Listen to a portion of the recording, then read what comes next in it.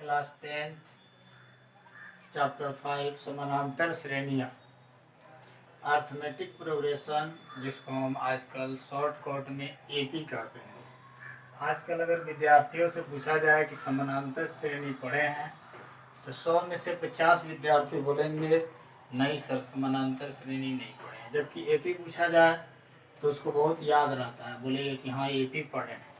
Short नाम पर बहुत ज़्यादा आजकल ध्यान दिया जा रहा है, इसलिए समानांतर श्रेणी इसका हिंदी नाम हो गया अर्थमेटिक प्रोग्रेशन अंग्रेजी, जिसको शॉर्ट में हम एपी कहते हैं। ये क्लास 10th का 5वां चैप्टर है और इस चैप्टर में हम समानांतर श्रेणी के बारे में जनरली स्टडी करने वाले हैं।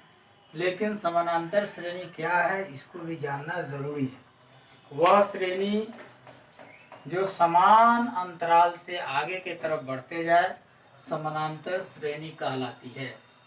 लेकिन समानांतर श्रेणी अनुक्रम का एक हिस्सा है जो हम पढ़ते हैं आजकल 12th के चैप्टर 11th में आपको एक अनुक्रम चैप्टर पढ़ना है, सीक्वेंस एंड सीरीज पढ़ना है, जिसका एक छोटा सा पार्ट है अनुक्रम। और इस अनुक्रम को हम लोग अध्ययन करेंगे। संख्याओं का क्रमवार सजावट अनुक्रम कहलाती है। संख्याओं का क्रमवार सजावट अनुक्रम कहलाती है, यानी कि ऐसी संख्याओं का पैटर्न जो एक निश्चित नियम के अधीन लिखा जाए।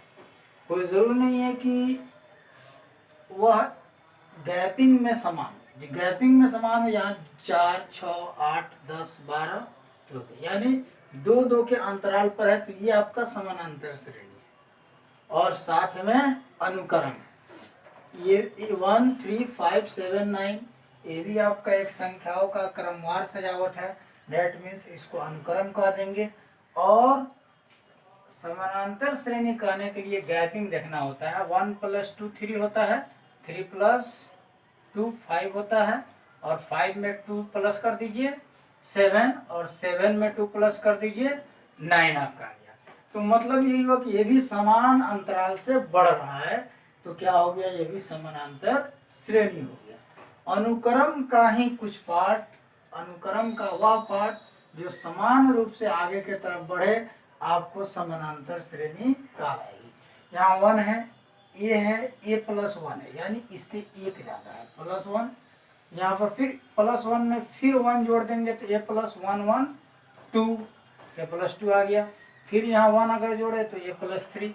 इस तरह से ये तीनों आपका क्या हो गया, समानांतर श्रेणी हो गया। लेकिन कोई ज़रूरी नहीं है कि जितने भी सीक्वेंस है, जितने भी अनुक्रम है, वह सभी का सभी समानांतर श्रेणी ही हो।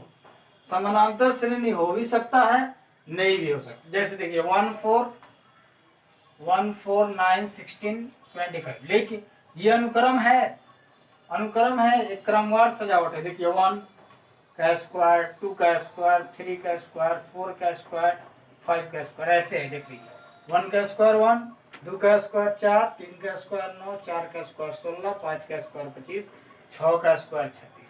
ये भी एक पैटर्न लागू कर रहा है, क्रमवार सजावट है, डेट मीन्स अनुक्रम कहलाएगा। लेकिन क्या यह समानांतर श्रेणी कहलाएगा? तो आइए देखते हैं। 1 + 3 करेंगे तो 4, और 4 में 5 प्लस करेंगे तो 9, और 9 में 7 प्लस करेंगे तब जा करके 16 होगा। तो देखिए क्या गैपिंग समान है। ये दोनों के बीच 3 का डिफरेंस था, ये दोनों के बीच 5 का था, ये दोनों के बीच 7 का था। तो ये आपका एपी नहीं होगा, ये आपका एपी नहीं होगा। अनुकरण जितने भी होते हैं उनमें कोई ज़रूरी नहीं होता है कि सब एपी ही होगा। ये आपको ऐसे बता रहे हैं जानकारी के लिए, लेकिन आपको ऐसे इस चैप्टर में तो एपी ही पढ़ना है। 1 4 गैपिंग हो गया 1 का, यहाँ गैपिंग हो गया 2 का, 4 के बाद 8 आ रहा है तो +4, फिर यहाँ +8 हो जा रहा है। देखिए इन दोनों के बीच का अंतर 1 था, इन दोनों के बीच का अंतर 2 है, यहाँ अंतर 4 है, यहाँ अंतर 8 है। इस तरह से बढ़ते जा रहा है, तो ये भी आपका समानांतर श्रेणी नहीं हुआ। समानांतर श्रेणी होने के लिए दो संख्याओं का बीच, दो संख्याओं का अंतराल, कोई भी दो संख्या ले ले, इसमें से कोई भी दो ले ले, जैसे ये दोनों ले ले और फिर ये दोनों, इनका जो डिफरेंस होगा वही डिफरेंस यहाँ भी होना चाहिए। हमेशा किसी भी दो क्रमागत पदों का अंतर 2 होना चाहिए। उसके बाद 1/2, 1/4, 1/8, 1/16, ये 1/2 हाफ है, 1/4 है, 1/8 भाग है, ये भी आपका समानांतर श्रेणी नहीं होगा। a² a³ ये भी आपका समानांतर श्रेणी नहीं है, लेकिन अनुक्रम है। क्या है? अनुक्रम है। उसके बाद ए में डी जुट गया, फिर एक और डी जुट गया तो 2d, फिर एक और डी जुट गया तो आपका 3d। ये भी आपका समानांतर श्रेणी है। 1.1 था 2.2, तो फिर इसमें 1.1 में 1.1 जुड़ा होगा तभी तो 2.2 हुआ होगा। फिर 2.2 में 3.3 लाने के लिए 1.1 जुड़ा होगा। ये भी आपका समानांतर श्रेणी है। लेकिन ये वाला देख लीजिए 0.5 है, तो 0.5 का मतलब होता है इस पर कितना हो जीरो लगाइए। उसके बाद 0.550 ये हो गया दूसरा पद, तीसरा पद 0.55। देखिए क्या हुआ, 0.500 550, तो इसके बाद सीधा होना चाहिए 50 बढ़ा, सीधा क्या होना चाहिए 6। यहाँ 0.6 होता तो ये क्या होता, सही होता, लेकिन नहीं 555 है। ये भी आपका समानांतर श्रेणी नहीं है।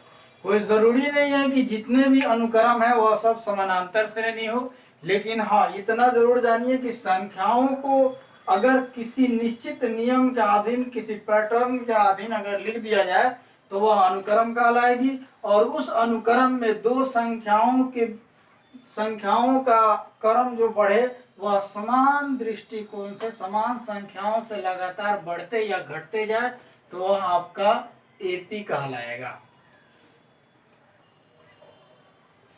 अब अनुक्रम तो हम लोग समझ लिए कि पिछले टॉपिक में हम पढ़े थे अनुक्रम, जो कि संख्याओं को किसी नियम के अधीन किसी पैटर्न पर अगर लिख दिया जाता है तो वह सभी का सभी अनुक्रम कहलाते हैं। लेकिन अनुक्रम का ही एक छोटा सा पार्ट है। अनुक्रम का बहुत सारा पार्ट होता है। अरिथमेटिक प्रोग्रेशन, समानांतर श्रेणी, जैसे वह श्रेणी जो समान अंतराल से आय के तरफ बढ़ते या घटते चला जाए, वह श्रेणी आपका वह प्रोग्रेशन जो है अरिथमेटिक कहलाएगी, यानी समानांतर कहलाएगी। या फिर उसके बाद सीक्वेंस का दूसरा पार्ट भी होता है जीपी, ज्योमेट्रिक प्रोग्रेशन। उसके बाद होता है एचपी, हार्मोनिक प्रोग्रेशन। वो सब टाइप है, लेकिन उसी का एक छोटा सा पार्ट है अरिथमेटिक प्रोग्रेशन, जो चैप्टर 5 में क्लियर हमको पढ़ना है। इसके पहले जो आपको बताया सीक्वेंस वो नहीं आपको पढ़ना है, लेकिन समानांतर श्रेणी आपको पढ़ना है। यहाँ से आप अच्छा सा समझिए समानांतर श्रेणी क्या है। एक समानांतर श्रेणी संख्याओं की ऐसी सूची है जिसमें प्रत्येक पद अपने पद में एक निश्चित संख्या जोड़ने पर प्राप्त होता है। जैसे देखिए प्रत्येक पद अपने पद, जैसे हम 5 लिख दिया, इसमें कोई भी संख्या जोड़ दिया जाए, कोई भी संख्या क्या किया जाए, जोड़ दिया जाए। जैसे हम 2 जोड़ देते हैं, 7 आ गया, 5 to 7। तो क्या बोला है, एक समानांतर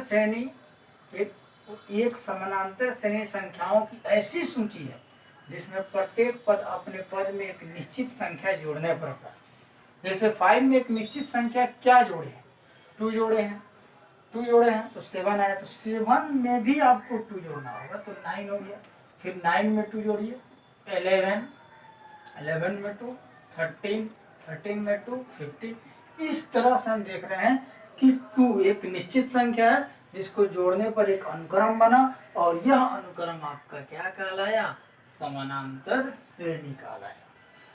एक जैसे ले लीजिए 1, इसमें 5 जोड़ते जाइए, 1 + 5 कितना होगा 6, फिर 5 जोड़िए 11, फिर 5 जोड़िए 16, फिर 5 जोड़िए 21। इस तरह से समान संख्या। फिर यहाँ देखिए वह अनुक्रम जिसके किसी भी 2 क्रमागत पदों का अंतर हमेशा समान हो, वह अनुक्रम समानांतर श्रेणी कहलाती है। जैसे हम इसी पर समझ लेते हैं, कोई सा भी 2 क्रमागत पद ले लीजिए, कोई भी 2, जैसे यहाँ से उठा लिया ये दोनों उठा लिए, फिर ये दोनों उठा लिए। 11 में से 6 गया 5, 21 में से 16 गया 5, यानी यहाँ भी डिफरेंस 5 है, यहाँ भी डिफरेंस 5 है। डेट मीन्स ये चेक करने का मेथड है, ये जो डेफिनेशन है चेक करने का मेथड है।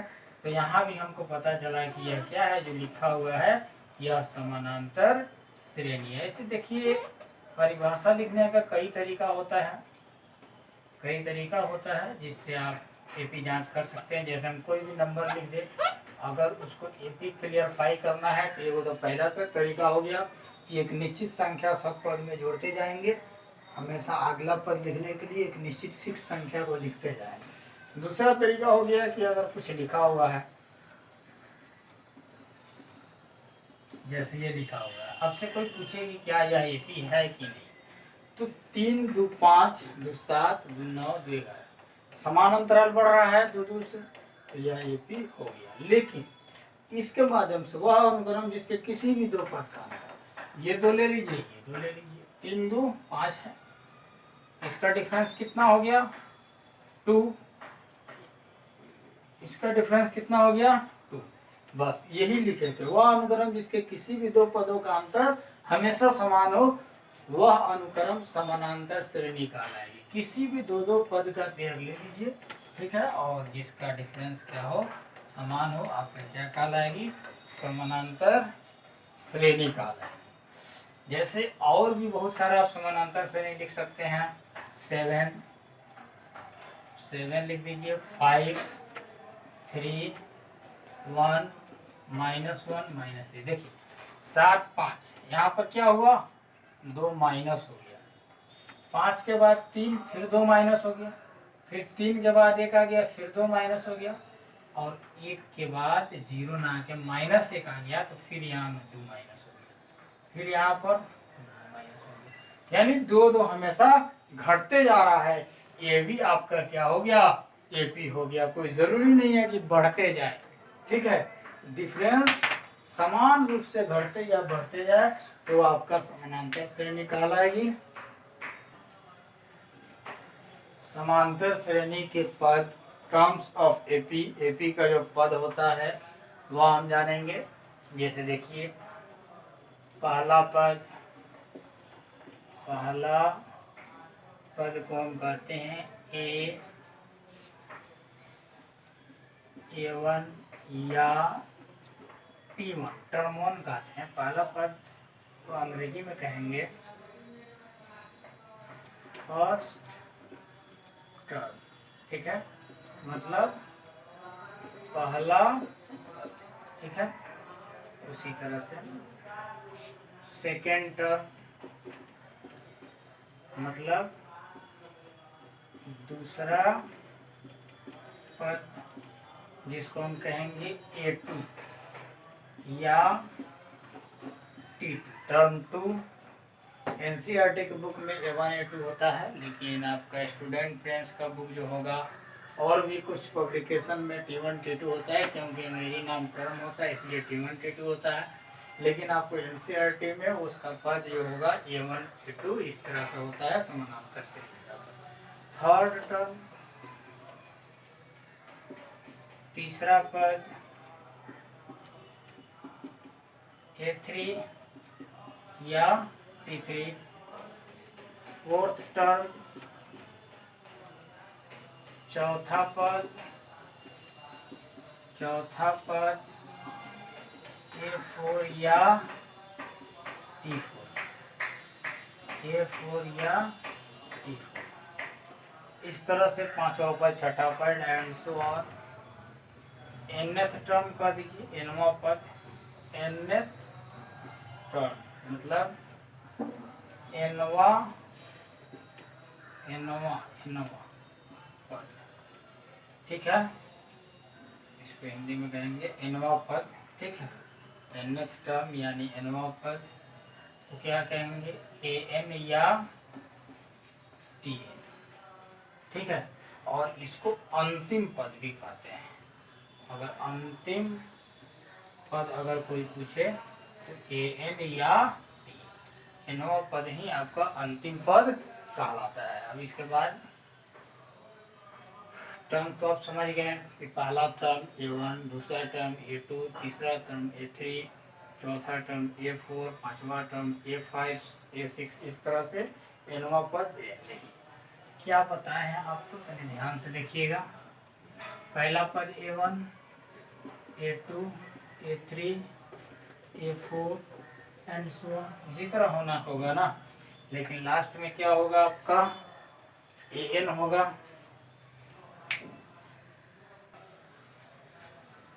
टर्म आपका A1, A2, A3, A4 AN, यही ना था।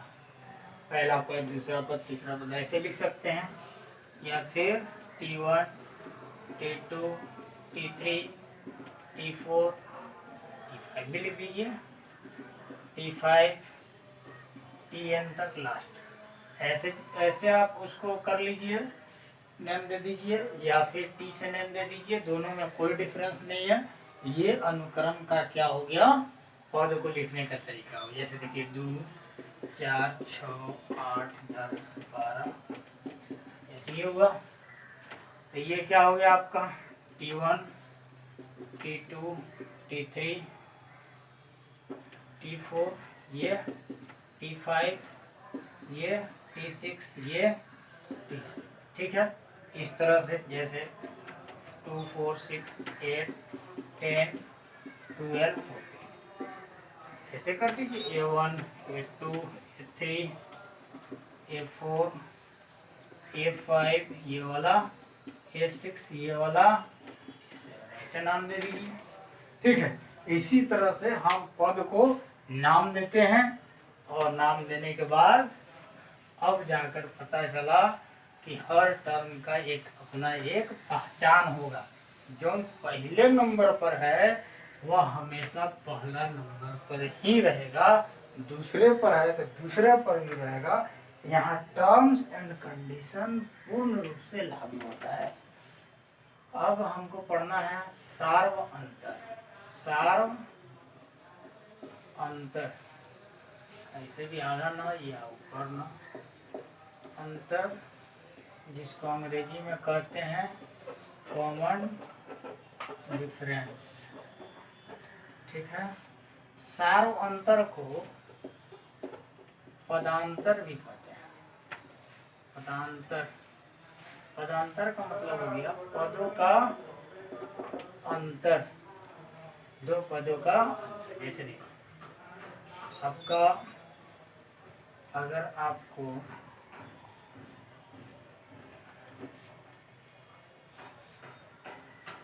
दिया है अनुक्रम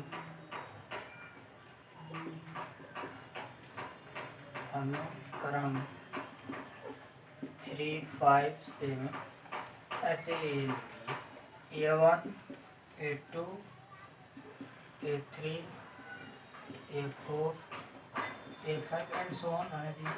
अब आपको पदांतर कॉमन डिफरेंस निकालना है, तो इसको हम सिर्फ डी लिखते हैं, स्मॉल डी। आप चौथा चैप्टर में भी पढ़े होइएगा, कैपिटल डी जिसको हम विवेचक कहते हैं, लेकिन यहाँ पर स्मॉल डी होगा जिसको हम पदांतर कहते हैं। तो पदांतर निकालने के लिए आपको कोई भी पद में से उसके पहले वाला A2 माइनस A1 या A4 माइनस A3 या A3 माइनस A2, किसी भी दो क्रमागत पदों में को, किसी भी दो पर क्रमागत पदों में से बाद वाला पद में से पहले वाला पद घटा लेंगे, हमको डी डिफरेंस पता हो जाएगा। कौनों दो उठा लेंगे, लगातार दो उठा लेंगे, क्रमागत दो पदों का अंतर, घटाओ नहीं बोल रहे हैं, घटाओ मतलब पहला में से दूसरा, अंतर का मतलब कि दोनों में से जो बड़ा है उसमें से छोटा हुआ। तो कोई भी दो ले लेंगे, तो ये दो लेंगे तो बाद वाला में से पहले वाला।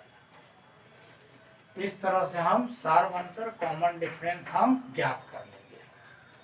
अब इसके बाद पद हो गया। अब अगला टॉपिक होगा हमारा कि कैसे जांच करेंगे कि कोई अनुक्रम एपी है या नहीं। अनुक्रम को कैसे जांच करेंगे कि एपी है या नहीं। जैसे देखिए क्वेश्चन अगर हो क्वेश्चन अगर है क्या अनुक्रम 7, 10, 13, 16, 19 डैश एपी में है। अगर क्वेश्चन ये रहे कि क्या यह एपी में है तो कैसे जांच करेंगे, यहाँ ध्यान दीजिए।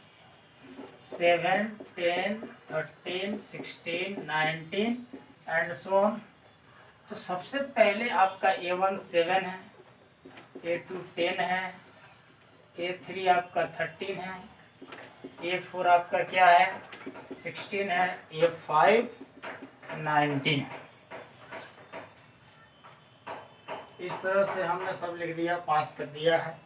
अगर जांच करना है कि यह एपी में है कि नहीं तो इसका ट्रिक होता है A2 माइनस A1 करेंगे तो क्या निकलेगा, D निकलेगा।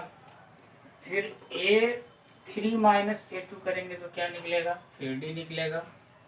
कोई भी दो पद इसमें से इसको घटाओ या इसमें से इसको, लगातार दो का डिफरेंस हमेशा क्या होगा, D देगा। फिर A4 माइनस A3 भी करेंगे तो D, A5 माइनस A4 भी करेंगे तो D। कम से कम 3 पेयर करना होगा, 1 2 3 4 पेयर हो जा रहा है, कम से कम 3 पेयर आपको करके चेक करना होगा एपी में है कि नहीं। अगर फाइनली आंसर लिखने के लिए तो जितना दिया होगा वो सबको करना होगा। अगर A2 minus A1, A3 minus A2, A4 minus A3 और A5 माइनस A4 ये सब का मान देखिए बराबर दिया हुआ है, बराबर आएगा तो यह अनुक्रम एपी में होगा, नहीं अगर आया तो नहीं होगा। क्योंकि आपको बताए थे कि समान संख्या से बढ़े। ऐसे आपको जनरली देख लीजिए, 7 के बाद 3 बढ़ा 10, 10 के बाद 3 बढ़ा 13, 13 में 3 बढ़ा 16, 16 में 3 बढ़ा दीजिए 19। तो यह तो 3 का गैपिंग में एपी में है, लेकिन यहाँ क्या बोला है, क्या बोला है, क्या अनुक्रम इतना एपी में है। तो क्या पूछ दिया तो इसका आंसर आपको लिखना होगा हाँ या नहीं। तो डायरेक्ट अगर आपको समझ में आता है, एक नंबरिया है, हाँ लिख दीजिए। नहीं समझ में आता है चेक कर लीजिए। तो A2 कितना है 10 माइनस 7, A3 कितना है भाई 13, फिर A2 कितना है 10, A4 है आपका 16, A3 हो जाएगा आपका 13, A5 माने 5वां पद आपका 19, चौथा पद 16। चलिए 10 में से 7 गया 3, ये भी 3, ये भी 3, ये भी 3 बराबर है, हाँ तो लिख दीजिए नियत है। अतः 3, अतः जो अनुक्रम था 7, 10, 13, 16, 19 डैश डैश 13, 7, 10, 13, 16, 19 पाँच लिखा गया डैश डैश एपी में है। क्या पूछा था कि है कि नहीं, जांच करना था। और ऐसे आप जांच करेंगे तब लिखेंगे। क्या अनुक्रम 1, -1, -3, -5 एपी में है। यदि एपी में है तो अगला 3 तो सबसे पहले आपको जांच करना होगा कि क्या यह एपी में है। यदि एपी में है तो अगला 3 पद लिखना होगा। तो पहले 1, -1, -3, -5 डैश डैश हो गया। अब A1 बराबर आपको दिया है 1, A2 आपको -1, A3 आपको -3, A4 आपको कितना दिया है -1। तो आपको जांच करने का तरीका क्या बताया गया था। जांच के लिए हमेशा जांच के लिए यही लागू है। A2 माइनस A1 बराबर A3 माइनस A2 बराबर A4 माइनस 4 तक ही टर्म दिया है, इसलिए 4 तक लिखेंगे। A2 कितना है -1 में से A1 कितना है 1 लिख दीजिए। और नहीं लिखेंगे। A3 कितना है -3, A2 फिर क्या है -1, माइनस तो ये वाला लिखे हैं और फिर A2 -1 है, घेर के लिखना होगा, डबल माइनस होगा घेर के डालना होगा। A4 कितना है -5, A3 -3 है तो ये वाला माइनस तो यहाँ लिख दिया, फिर इसके जगह पर भी माइनस लिखे। अब -1 और -1 कितना हो गया भाई -2, -3, ये माइनस माइनस क्या आ जाएगा +1, -5 माइनस +3, -2, 3 में से 1 गया -2, 5 में से 3 गया -2। नियत है, नियत का मतलब तो समझते होइएगा, बराबर है, इक्वल है, इसीलिए अनुक्रम 1 -1 -3 -5 डैश डैश AP में।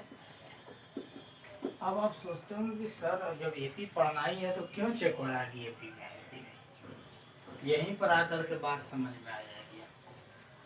आपको बताया था कि जितने भी संख्याओं का क्रमवार सजावट है वह सब अनुक्रम कहलाएंगे, लेकिन कोई ज़रूरी नहीं है कि जितना भी संख्या का लिखने का पैटर्न होगा, जो भी पैटर्न होता है संख्याओं को लिखने का, जो भी तरकीब होता है, जो भी रूल्स होता है, वह सभी का सभी समानांतर ही होगा। उसमें आपका ज्योमेट्रिकल प्रोग्रेशन भी हो सकता है, हार्मोनिक प्रोग्रेशन भी हो सकता है, मीन होता है, मीडियन होता है, अलग अलग तरीका से आपको हो सकता है। इसीलिए अनुक्रम को चेक करना है, क्योंकि सभी अनुक्रम समानांतर नहीं होते हैं, इसीलिए जो भी अनुक्रम होगा उसको चेक करेंगे। अगर हमेशा उनका डिफरेंस इक्वल आते जाएगा यहाँ, तो यह क्या कहलाएगी, समानांतर श्रेणी कहलाएगी। यह तीनों का तीनों इक्वल नहीं आया, तीनों को चेक किए, तीनों इक्वल आना है, 4 चेक करे, चारों इक्वल आना है, इक्वल नहीं आया तो समानांतर श्रेणी नहीं होगा। अब जब इक्वल आ जाए तो इसी में से एगो डी लिख लेते हैं, -2, डी हो गया -2। क्या बोला है भाई, अगला 3 को पद लिखना है, तो हमारा दिया कहाँ तक है, चौथा पद तक, तो हम 5वां लिखेंगे। तो 5वां पद लिखने के लिए A4 में अगर फिर डी जोड़ देंगे, अरे भाई -5 है तो इसमें क्या बढ़ाना है, वही बढ़ाना है जो इस सब में बढ़ा है। क्या बढ़ा है सब में, -2। तो कोई भी पद निकालने के लिए, कोई भी पद निकालने के लिए उसके जस्ट पहले वाले पद में डी को ऐड करना पड़ता है। तो A5 निकालने के लिए A4 में डी करना होगा ऐड। A4 कितना है -5 जोड़ -2 कितना हो गया भाई -7। A6 में A5 प्लस डी करना होगा। A5 कितना है -7, डी कितना है -2। देखिए यहाँ सब डी इक्वल आ जाएगा, वही एक डी का आएगा, कितना हो गया भाई -7। A7 A6 प्लस डी ये ना होगा, तो A6 कितना है, कितना आया A6 -9 और डी कितना आया -2, 9 2 -1। अगला 4 को निकल गया, एक ये देखिए, एगो आगे -7 -9 -11, अगला 3 पद लिख देना था। अगर AP में है तो, AP में है तो अगला 3 पद, अगर AP में नहीं होता तो छोड़ देते, AP में नहीं है बात करता। नेक्स्ट क्वेश्चन की तरफ बढ़ते हैं।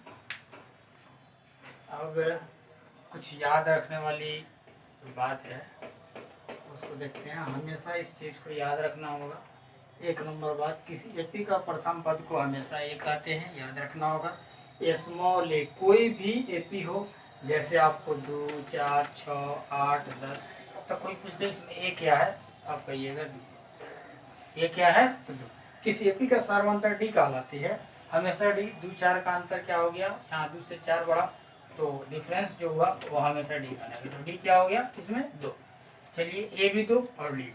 किसी AP में पदों की संख्या n कहलाती है, जैसे 2 4 6 8 10 है, तो कौ पद है 1 1 2 3 4 5, इसमें 5 पद, यानी n बराबर 5।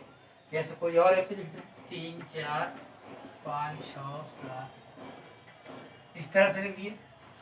इसमें कितना पद है, किसी एपी में पदों की संख्या n कहलाती है। n क्या होगा इस एपी के लिए, n क्या होगा 1 2 3 4 5 6, क्या हो गया n बराबर, इस एपी के लिए n बराबर 6। तो जो पद होगा गिनेंगे, क्या करेंगे, काउंट करेंगे, जितना आएगा n बराबर आपका उतने ही कहलाएगा। जैसे 1 2 3 4 एंड सो ऑन कर दिया। और इसमें पूछे कि n क्या होगा, इसमें कितने पद है, तो 1 2 3 4 5, नहीं 5 नहीं, डैश डैश लगा हुआ है तो काउंटेबल नहीं है। इसका भी बात करेंगे, ये अपरिमित एपी है, ठीक है, इसका भी बात हम लोग करेंगे कि इसको कौन एपी कहते हैं, टाइप्स ऑफ एपी पढ़ेंगे हम लोग, और कल उसको हम लोग बात करेंगे, ठीक है। तो एपी में पद काउंट कर लेंगे, अगर काउंटेबल होगा तो वही n का वैल्यू है। किसी एपी के अंतिम पद को an, tn या l कहते हैं। an अभी बताए थे कि जो एपी है 2 4 6 8 10 12 14 16 जैसी है, तो ये आपका कहलाएगा an बराबर 16, tn 16 या फिर l मतलब लास्ट टर्म, l का मतलब क्या हुआ, लास्ट टर्म ऑफ एपी 16 कहलाएगा। अगर कोई पूछे कि n क्या है, n कितना होगा, 1 2 3 4 5 6 7 8, n बराबर क्या हो गया 8। काउंटिंग ऑफ टर्म्स क्या कहलाएंगे, n कहलाएंगे, जबकि लास्ट टर्म आपका एपी कहलाएगा। इसमें बहुत सारे बच्चे कंफ्यूज हो जाते हैं। काउंटिंग टर्म्स का काउंटिंग गिनती जो वो टर्म होगा वह n कहलाएगा, और लास्ट वाला an या tn या l कहलाएगा। दिक्कत है। अब ये बात हमेशा आप याद रखिएगा। अब 5.1 एक्सरसाइज करते हैं, एक एक करके समझते हैं। 5.1 एक्सरसाइज समझने के लिए कह रहा है 5 नंबर क्वेश्चन, 5 नंबर नहीं है 1 नंबर क्वेश्चन है। कह रहा है निम्नलिखित समस्याओं को जांच कीजिए कि क्या यह एपी में है। यदि एपी में है तो इनके लिए एक एपी तैयार करना है, अरिथमेटिक प्रोग्रेशन लिखना है। तो देखिए क्या कह रहा है, एक का 1 नंबर क्वेश्चन, प्रत्येक किलोमीटर के बाद टैक्सी का किराया, जबकि प्रथम किलोमीटर का किराया 15 रुपया है और प्रत्येक अतिरिक्त किलोमीटर का किराया 8 रुपया है। प्रथम किलोमीटर का किराया है आपका 15 रुपया, एक टैक्सी है जिसमें अगर 1 किलोमीटर आप जाते हैं तो 15 रुपया लगेगा, और उसके बाद जितना जाइए 8-8 रुपया के हिसाब से लगेगा। तो प्रथम किलोमीटर का किराया आपका है 15 रुपया। आप बताइए क्या इसको ये लिख सकते हैं, हैं? प्रत्येक अतिरिक्त किलोमीटर का किराया कितना है 8।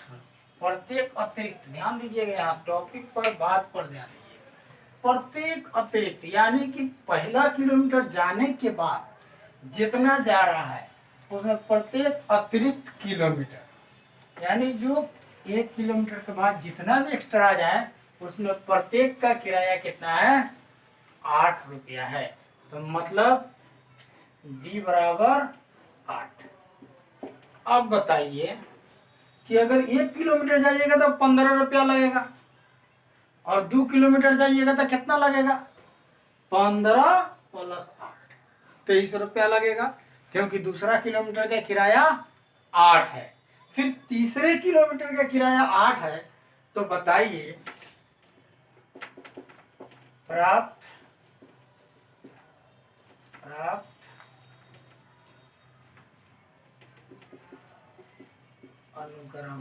अनुक्रम ये बनाइए। देखिए पहला किलोमीटर 15 रुपया, अगर 2 किलोमीटर जाएगा तो 8 रुपया फिर देना होगा इसको, तो 15 8 23। अगर 3 किलोमीटर जाता है तो 3 किलोमीटर का टोटल किराया कितना होगा, 23 में 8 ऐड हो जाएगा, 23 में 8 ऐड कर लीजिए, कितना हो जाएगा 31 39, इस तरह से बढ़ते जाएगा डैश डैश। यह एपी में, यही आपको एपी बना देना है। पहला किलोमीटर का किराया 15 रुपया है हर किलोमीटर पर आपको 8-8 रुपया बढ़ रहा है, तो 15 8 23, 23 8 31, 31 8 39, इस तरह से आपका 8-8 बढ़ते जाएगा। तो अब 15 1 किलोमीटर का किराया, 2 किलोमीटर का किराया, 3 किलोमीटर का किराया, 4 किलोमीटर का, T1 T2 T3 T4 नहीं हो गया। तो इस तरह से आपको अनुक्रम में बदल देना है। अब 2 नंबर क्वेश्चन बोला है कि प्रथम पद A 10 है और D भी 10 है, तो इसका 4 गो पद लिखना है। तो आपको बताए थे कि ए का मतलब क्या हुआ, A1, ए का मतलब A1 ही तो होगा, ए या A1 बात एक ही है। 10 है तो आपको अब क्या निकालना है, A2। तो A2 निकालने के लिए A प्लस D, तो A कितना है भाई 10 और D कितना है 10 10। अगर A3 आपको निकालना है तो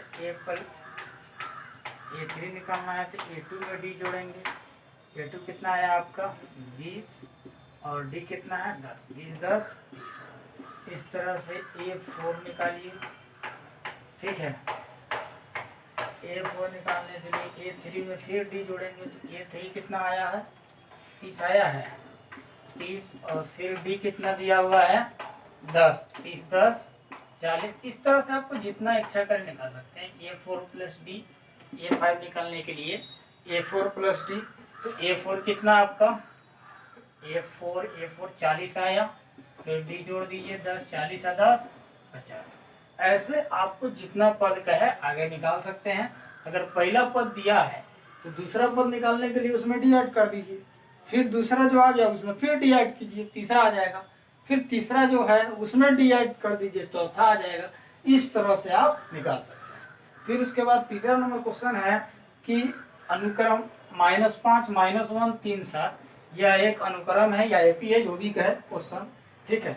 इसका प्रथम पद और सार्व अंतर ज्ञात कीजिए। तो प्रथम पद क्या है -5 पहला पद, अरे पहले लिखे जो पहला पद, उसके बाद सार्व अंतर डी। तो कोई भी पद में से उसके पहले वाला पद घटा लो, ये दोनों माइनस का है, इसमें से इसको घटा लो या इसमें से इसको घटा लो या इसमें से इसको घटा लो, ये दोनों ले लो, कोई दिक्कत नहीं है। ये कितना नंबर है 1 2 3 4, चौथा नंबर है ना।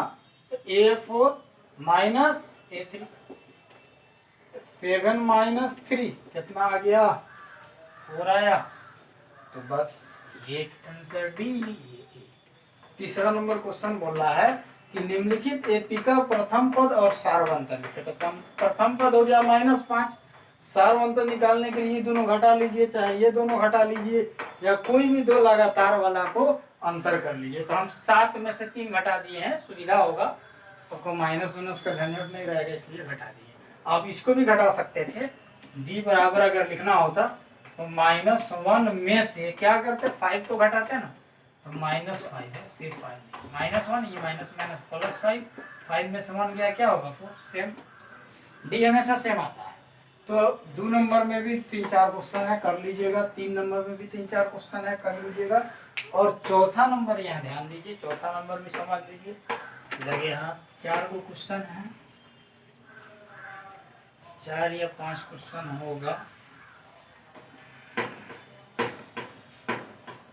एक सेकंड बताते हैं किताब से।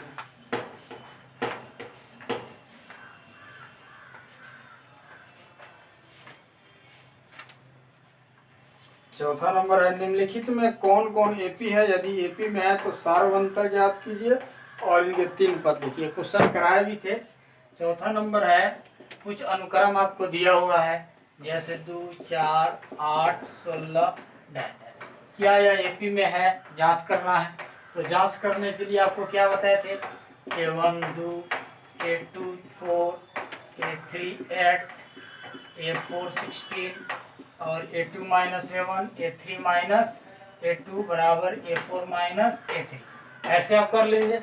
और करने के बाद चलिए देख ही देते हैं इसको, ठीक है, क्या यह अनुक्रम एपी में है कि नहीं है, यही जांच करना है। 4 का 1 नंबर 2 नंबर जो भी हो, ठीक है। A2 है आपका 4 माइनस 2, फिर ये है 8 माइनस A2 है 4, A4 है 16, A3 है 8। घटाइए 2, 8 में से 4 गया 4, 16 में से 8 गया, बराबर है, ठीक है ना, बराबर नहीं, बराबर, बोलिए बराबर नहीं, बराबर नहीं है। अतः जब बराबर नहीं हुआ तो 2, 4, 8, 16 ये क्या होगा भाई, एपी में नहीं है, डैश एपी में नहीं है। जांच करना है कि एपी में है। अगर दूसरा क्वेश्चन होता, अगर ये सब इक्वल आ जाता तो ये बराबर हो जाता, नहीं हो जाता तो एपी में है लिखते, एपी में है लिखते, यहाँ लिखे हैं एपी में नहीं है, तो एपी में नहीं है, जब एपी में नहीं होगा तो डी नहीं लिखाएगा, क्यों, क्योंकि ये 2, 4, 8 बराबर नहीं आया तो डी नहीं हुआ, कॉमन डिफरेंस तो नहीं हुआ। और कुछ हो सकता है, ज्योमेट्रिक प्रोग्रेशन हो सकता है, लेकिन उससे हमको कोई मतलब नहीं है। तो 2, 4, 8, 16 एपी में नहीं है, और जब एपी में नहीं होगा तो ना डी लिखना है और ना ही अगला 3 पद लिखना है। इसमें क्वेश्चन में कहा है कि यदि एपी में होगा तो आपको अगला 3 पद लिखना है, साथ ही साथ डी लिखना है। ये तीनों बराबर हो जाए, कौन है वो लिख देंगे, डी बराबर, तीनों में से कौन है वो डाल दीजिए, डी हो गया, और अगला 3 पद लिख दीजिए। आज के लिए बस इतना ही, फिर मिलेंगे कल नेक्स्ट वीडियो।